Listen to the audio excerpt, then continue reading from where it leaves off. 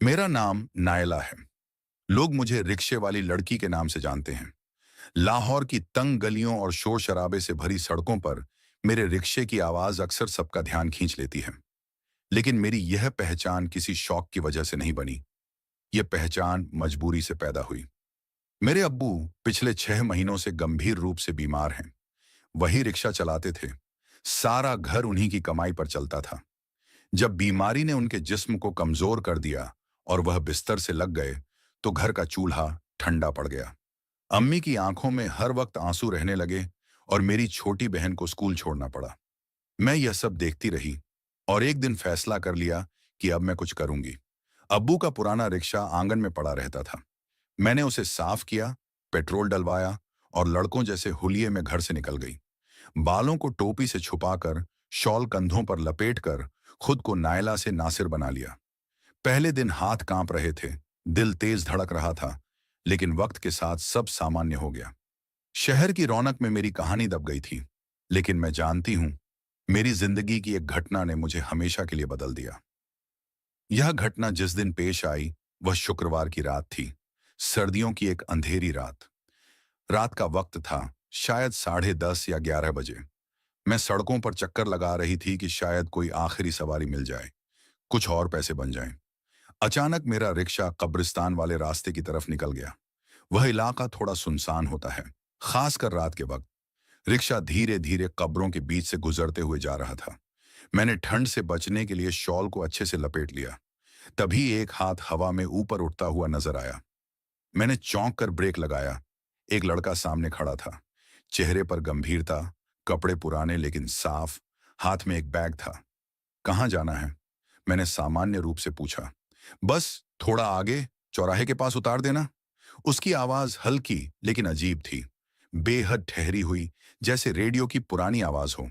मैंने सिर हिलाया और रिक्शा फिर से चलाया। लड़का चुपचाप बैठा रहा। मैं पीछे देखती तो वह हर बार सीधा बैठा नजर आता, निगाहें नीची, जैसे कुछ सोच रहा हो। कुछ ही मिनट गुजरे होंगे कि मुझे रिक्शे के वजन में कुछ अजीब सा एहसास हुआ, जैसे गाड़ी खुद ब खुद भारी होती जा रही हो। रिक्शे का इंजन घरघराने लगा। मैंने पीछे देखा। लड़का वहीं था, मगर उसका साया, वह साये जैसा लग ही नहीं रहा था, जैसे वह साया उसके जिस्म से मेल नहीं खा रहा हो। मेरे जिस्म में झुरझुरी दौड़ गई। मैंने तुरंत रिक्शा रोकने की कोशिश की। ब्रेक दबाया, रिक्शा नहीं रुका। दोबारा दबाया, रिक्शा वैसे ही चलता रहा। ड्राइविंग सीट पर मेरे हाथ कांपने लगे। मैंने रिक्शे का हैंडल घुमाना चाहा, दाएं मोड़ना चाहा, लेकिन रिक्शा बस सीधा जा रहा था, जैसे किसी और के काबू में हो। कहाँ उतारना है? मैंने हिम्मत करके पीछे देखा। वह लड़का अब मुझे देख रहा था। उसकी आंखें काली थीं, पूरी तरह काली, बिना किसी सफेदी के। मैंने कांपती आवाज में कहा, आप आप कहाँ उतरना चाहते हैं? अब कहाँ रिक्शा तुम्हारे हाथ में है? उसने कहा और हल्के से मुस्कुराया। यह जुमला मेरे शरीर के रोंगटे खड़े कर गया। मैंने पूरी ताकत से ब्रेक दबाई, लेकिन रिक्शा तब भी न रुका। सामने अंधेरी सड़क थी, दाएं बाएं सन्नाटा, और वह आवाज अब मेरे कानों में गूंज रही थी। अब रिक्शा मेरे इख्तियार में है। मैंने जितनी ताकत लगा सकती थी ब्रेक पर लगा दी, मगर रिक्शा जैसे बहरा हो चुका था। वह खामोशी से, अपने ही हिसाब से एक सुनसान रास्ते पर बढ़ता जा रहा था। अब न मेरी मर्जी चल रही थी, न मेरा हैंडल, न मेरी सांसें। मेरे गले में कांटे उगाए थे, हाथ पसीने से भीग चुके थे, और रिक्शे का स्टीयरिंग जैसे किसी और ने थाम रखा हो। मैं सिर्फ एक तमाशाई बन चुकी थी, अपने ही जिस्म में कैद एक बेबस तमाशाई। पीछे बैठा वह लड़का नहीं, वह लड़का नहीं था। मैं अब यकीन से कह सकती थी वह कोई और चीज थी। इंसानी जिस्म में नहीं, वह सिर्फ दिखने में इंसान था। मैंने पीछे निगाहें घुमाई। अब वह खामोश नहीं था, उसके होंठ हिल नहीं रहे थे, मगर मेरी समात सुनने की क्षमता में सरगोशियां गूंज रही थीं, जैसे कोई अंदर से मेरे जहन में बोल रहा हो, डरी हुई हो, तुमने मेरी तरफ देखा, अब यह सफर मुकम्मल करना होगा। मेरे आसपास की फिजा बदल चुकी थी। रिक्शे के बाहर के मंजर धुंधले हो गए थे। कब्रें, दरख्त, सड़क, सब किसी धुंध में लिपटे हुए थे। रिक्शे के आईने में जो अक्स नजर आ रहा था, वह वही रास्ता नहीं था जिस पर मैं जा रही थी। एक लंबी सुनसान गली थी। दोनों तरफ टूटी दीवारें, जिन पर पुराने खून के निशान थे। मैंने चीखने की कोशिश की, मगर आवाज गले में ही दम तोड़ गई। गला सूख चुका था। उसकी आवाज दोबारा गूंजी। इस रास्ते पर कई आए, मगर वापस कोई न गया। मैंने पूरी ताकत से हॉर्न दबाया, बार बार। शायद कोई सुन ले, कोई बचा ले। लेकिन आवाज जैसे रिक्शे के अंदर ही कैद हो गई। बाहर कोई असर नहीं हुआ। मेरे बदन में सर्दी रेंगने लगी। ऐसा लग रहा था जैसे कोई मेरे कंधों पर सांस ले रहा हो। मैंने गर्दन मोड़कर देखा। वह लड़का अब थोड़ा आगे को झुका हुआ था, आंखें मेरी तरफ। लेकिन चेहरा चेहरा बदला हुआ था। वही नाक, वही आंखें, मगर अब चेहरे पर एक गहरी दरार थी, जैसे किसी ने चमड़े को फाड़कर चेहरे के अंदर कुछ और झांकने दिया हो। उसकी त्वचा अब इंसानों जैसी नहीं थी, जैसे जलता हुआ काला कोयला हो। रिक्शा अब खुद ब खुद एक बंद गली में दाखिल हो चुका था। मेरे सामने सिर्फ एक खाली दीवार थी। मैं रोते हुए आंखें बंद कर लीं। दिल से दुआएं निकलने लगीं, या अल्लाह, मुझे बचा ले। मैंने कुछ गलत नहीं किया। मैं सिर्फ अपने घर के लिए निकली थी। मैंने किसी का कुछ नहीं बिगाड़ा। फिर अचानक रिक्शा झटके से रुक गया। खामोशी छा गई। मैंने धीरे से आंखें खोलीं। हर तरफ पूरी तरह अंधेरा था। वो लड़का अब सीट पर नहीं था। खाली सीट मुझे घूर रही थी। मैंने बेकाबू होकर रिक्शे से छलांग लगा दी और जमीन पर गिर गई। हाथों में चोट आई, लेकिन मैंने पीछे मुड़कर नहीं देखा। मैं भागी, अंधेरे में, अनजान दिशा में। पीछे से सिर्फ एक आवाज आ रही थी जो हवा में गूंज रही थी, वापस आना नायला, अभी सफर पूरा नहीं हुआ। मैं अंधेरे में भाग रही थी। न ये सोचा कि कहाँ जाना है, न ये कि रास्ता किधर है। मेरे पांव कहीं कीचड़ में धंसे, कहीं पत्थरों पर फिसले, लेकिन मैं रुकी नहीं। सिर्फ एक ही मकसद था, वहां से दूर जाना, उस चीज से बचना जो मेरे साथ रिक्शे में थी। फिजा में एक अजीब सी नमी थी, जैसे जमीन से भाप उठ रही हो। रात की ठंडक हवा में कुछ ऐसा मिला हुआ था जिसने मेरी सांसें जकड़ ली थी। मैंने कई बार पीछे मुड़कर देखा। हर बार लगा कोई है जो मेरे पीछे पीछे चल रहा है, लेकिन आंखें कुछ नहीं देख रही थीं। बस दिल बता रहा था कि मैं अकेली नहीं हूं। कुछ मिनटों बाद, शायद थोड़ा ज्यादा, मैं एक टूटी हुई दीवार के साए में बैठ गई। सांसें तेज चल रही थीं। दिल धड़क धड़क कर जैसे सीने से बाहर आना चाहता था। मेरी आंखों के सामने अंधेरा छा रहा था, लेकिन ये वो अंधेरा नहीं था जो रात के कारण होता है। ये वो अंधेरा था जो डर के कारण अंदर से उठता है। फिर अचानक एक आवाज आई, बिल्कुल मेरे पास। नायला, तुम्हें लगा तुम भाग सकती हो? मेरी रूह जैसे जम गई। मैंने अपनी पीठ के पीछे कुछ ठंडा सा महसूस किया, जैसे कोई साया बिल्कुल मेरे पीछे खड़ा हो। धीरे से, बहुत हिम्मत करके, मैंने गर्दन घुमाकर पीछे देखा। वही चेहरा, मगर इस बार वो इंसान नहीं था। वो जिन अब अपने असली रूप में था। लंबा कद, आंखें लाल, और चेहरा चेहरा ऐसा जैसे आग में झुलस चुका हो। उसके होंठों के आसपास काला धुआं उठ रहा था। मैंने कुछ नहीं किया। मैंने रोते हुए कहा, मुझे क्यों चुना? उसने नजरें नीची की, फिर ठंडे लहजे में कहा, तुमने मेरी जमीन को काटा, मेरे रास्ते को रौंदा। मैं तो सिर्फ सवारी ढूंढ रही थी। मुझे कुछ मालूम नहीं था। मालूम होना सुरक्षा नहीं देता। तुम वहां आई जहां सदियों से कोई नहीं आया था। वो रात, वो वक्त, जब दरवाजे खुलते हैं।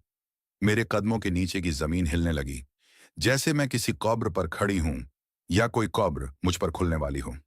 मैंने चिल्लाने की कोशिश की, लेकिन आवाज जैसे किसी ने मेरे मुंह से खींच ली हो। मैंने पीछे हटने की कोशिश की, मगर मेरे पांव सुन्न हो चुके थे। फिर उसने अपनी उंगली उठाई और मेरे रिक्शे की ओर इशारा किया, जो अब अचानक मेरे सामने प्रकट हो चुका था, जैसे जमीन फाड़ कर निकल आया हो। तुम्हें यह सफर पूरा करना होगा। जो शुरू हो चुका है वो तब तक खत्म नहीं होता जब तक वादा पूरा ना हो। रिक्शा जल रहा था, लेकिन आग की बजाय उसमें से धुआं निकल रहा था, काली रोशनी जो आंखों को चुभती थी। वापस बैठो, उसकी आवाज अब धमकी में बदल चुकी थी। मेरे पांवों ने इनकार किया, लेकिन जिस्म ने मेरी बात नहीं मानी। जैसे किसी और के हुक्म पर मेरे कदम रिक्शे की ओर बढ़ने लगे। मैं रिक्शे के पास पहुंची, और तभी किसी ने मेरी कलाई पकड़ ली। वो एक बूढ़ी औरत थी। बाल पूरी तरह सफेद, आंखें धुंधली, लेकिन चेहरा सख्त। ये रास्ता तेरा नहीं है बच्ची, उसने मेरे और जिन के बीच आकर कहा। तू जिंदा लोगों में से है, इसे छोड़ दे, ये तेरा कुछ नहीं बिगाड़ सकता। जिन ने गुस्से में चीख मारी, ऐसी चीख कि जमीन कांप गई। लेकिन उस बुढ़िया ने माथे पर कुछ पढ़ा, कुछ ऐसा जो मेरी समझ से बाहर था, और वो जिन पलों में धुएं में तब्दील होकर उड़ गया। जिन के गायब होने के बाद मैं कई पल चुपचाप खड़ी रही। मुझे ऐसा लग रहा था जैसे मेरी रूह मेरे जिस्म से जुदा हो गई हो और वापस लौटने की राह ढूंढ रही हो। मेरी नजरें उस बुढ़िया पर जमी थीं जिसने मेरी जान बचाई थी, लेकिन उसकी आंखों में कुछ था, जैसे वो सब कुछ जानती हो। क, कौन हो तुम? मेरी आवाज धीमी और कांपती हुई थी। मैं वो हूं जो जिन्हों की सरहद पर रहती है, उसने आंखें मेरी तरफ घुमाकर कहा। और तुम वो हो जिसने उस सरहद को पार किया। मैंने हैरानी से उसे देखा। वो पूरी तरह सुकून में थी, जैसे किसी जिन्न की चीख या मौजूदगी से उसे कोई फर्क नहीं पड़ता। मैंने कुछ नहीं किया, बस कब्रिस्तान के रास्ते से गुजर रही थी, किसी को सवारी के लिए उठाया था। यही गलती हो गई बेटी। उसने धीरे धीरे मेरे हाथ पर हाथ रखा। वो रास्ता जिससे तुम गुजरी, वो आम सड़क नहीं थी। वो रात खास थी। चांद गायब था, जमीन जागती थी, और जो सोए हुए होते हैं वो जागते हैं। लेकिन मुझे ये सब कैसे पता चलता? मैंने बेबसी से पूछा। नहीं पता चलता, लेकिन वो जिन्न जिसने तुम्हें चुना, वो पुराना है, पुराना और खतरनाक। उसका नाम कोई नहीं लेता। मैंने डरते हुए पूछा, उसका क्या नाम है? बुढ़िया ने सिर झुकाया, जैसे कुछ याद कर रही हो। फिर उसकी आवाज बहुत धीमी हो गई। वो खुद को साया कहता है। वो हर उस इंसान को चुनता है जो अकेला हो, बेबस हो और अंधेरे में भटकता हो। तो वो मेरे पीछे क्यों आया? मुझे क्यों चुना? क्योंकि तुमने रिक्शा उस पल चलाया जब उसका दरवाजा खुला था, और जो उस दरवाजे को पार कर जाए, उस पर निशान लग जाता है। मेरी सांस रुकने लगी। क्या वो वापस आएगा? बूढ़ी औरत ने मेरा चेहरा ध्यान से देखा। हाँ, वो तुम्हें पूरी तरह पाने से पहले कभी पीछा नहीं छोड़ेगा। मेरे पैरों के नीचे से जमीन खिसक गई। तो फिर क्या मैं हमेशा इसी डर में जीती रहूंगी? नहीं, एक रास्ता है, लेकिन वो आसान नहीं। तुम्हें वापस जाना होगा उस कब्रिस्तान में, उसी समय जब दरवाजा फिर से खुलेगा। तुम्हें उस जगह जाना होगा जहां तुमने उसे पहली बार बिठाया था, और वहां उसका सामना करना होगा। मैंने आंखें बंद कर लीं। फिर से? उसी रास्ते पर? उसी रिक्शे में? क्या मैं ये सब फिर से झेल सकती हूँ? बूढ़ी औरत ने मेरी कलाई पर कुछ पढ़कर फूंका। ये दुआ है। ये तुम्हें अस्थायी सुरक्षा देगी, लेकिन स्थायी छुटकारे के लिए तुम्हें उसका सामना करना होगा। उस रात मैं उस बूढ़ी औरत के घर रुकी। वो एक पुरानी टूटी हुई हवेली में रहती थी। छत पर छोटे छोटे दिए जल रहे थे, और अंदर हर तरफ तस्बीह की आवाजें गूंज रही थीं, जैसे समय वहां थम गया हो। मैं बहुत देर तक सोने की कोशिश करती रही, लेकिन आंखों के सामने उस जिन का चेहरा, रिक्शे की काली धुंध और वो कांपती हुई आवाज बार बार आती रही। अब रिक्शा मेरे अधीन है।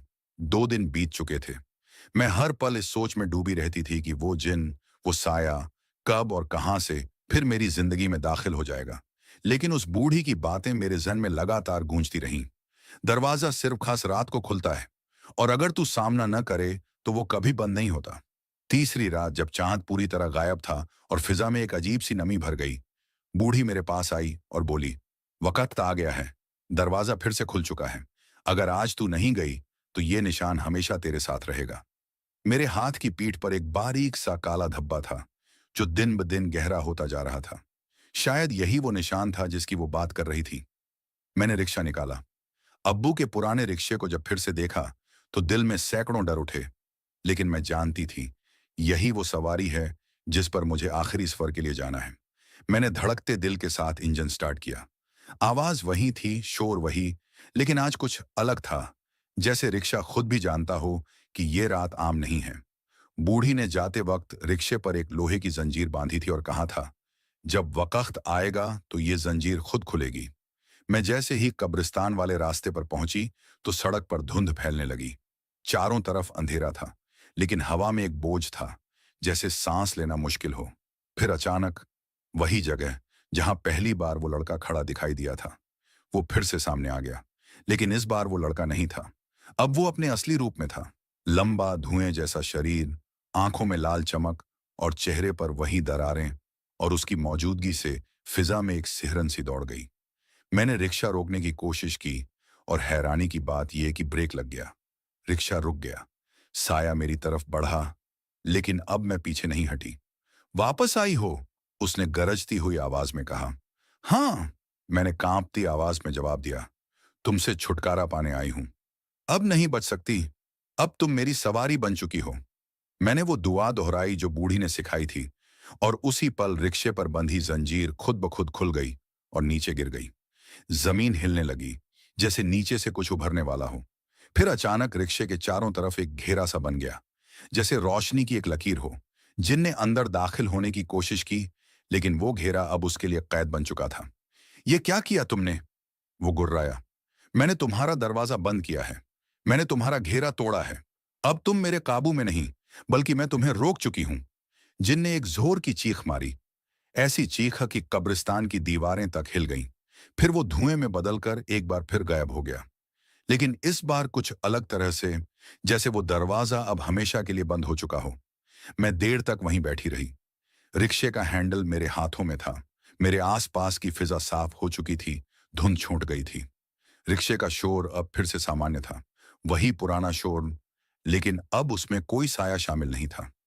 ये वो पल था जब मैंने जाना, कुछ दरवाजे ऐसे होते हैं जो खुलते तो इत्तेफाक से हैं, मगर बंद सिर्फ हिम्मत से होते हैं। उस रात के बाद मेरी दुनिया बदल गई।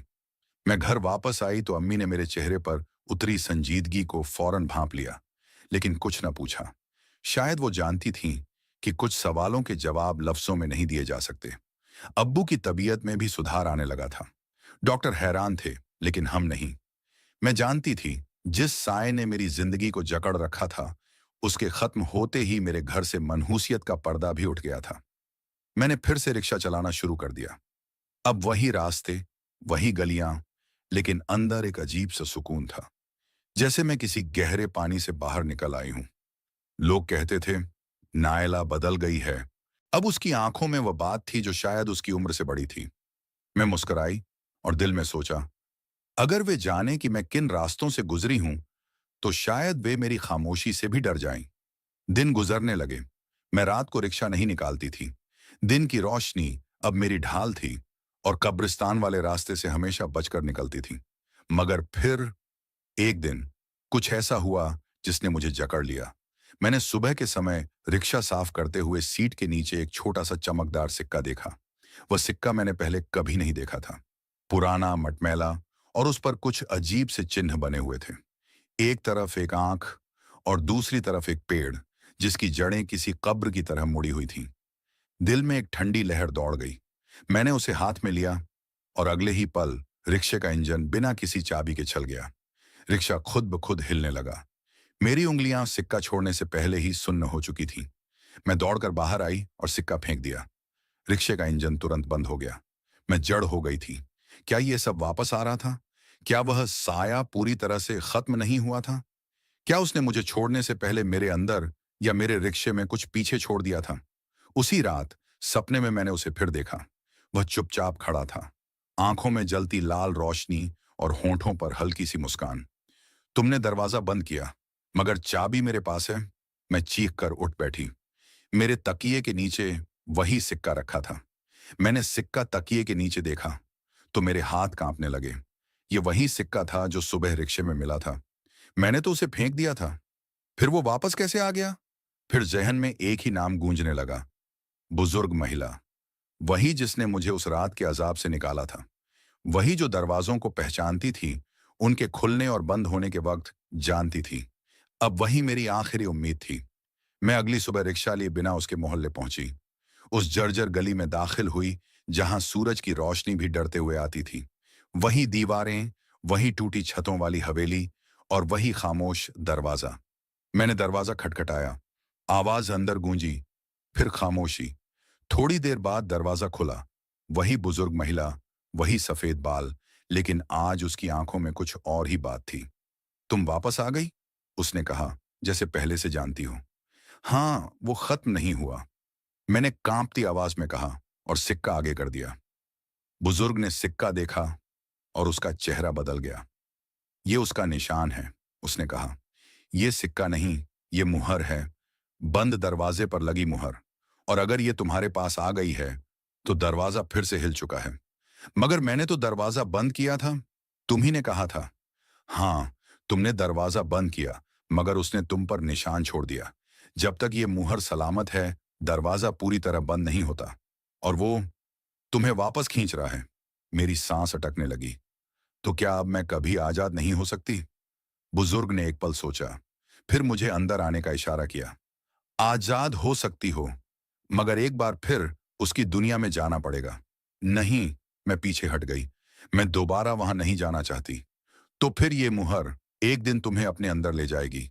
जैसे ये सिक्का वापस आया है, वैसे ही साया भी लौटेगा, जब वो चाहेगा। मैंने कुछ पल आंखें बंद रखीं, फिर धीरे से कहा, मैं तैयार हूं। मुझे बताओ क्या करना है। बुजुर्ग महिला ने एक पुरानी किताब निकाली। उसका कवर खून के धब्बों की तरह लाल था और पन्ने किसी जमाने के जले हुए कागज जैसे। उसने एक पन्ना खोला, जिस पर वही पेड़ और आंख बनी हुई थी, जैसी सिक्के पर थी। ये छाया वृक्ष की निशानी है। एक बार अगर तुमने साया की जमीन पर कदम रखा हो, तो वो तुम्हें कभी भूलता नहीं। अब तुम्हें उसकी असली दुनिया में जाना होगा।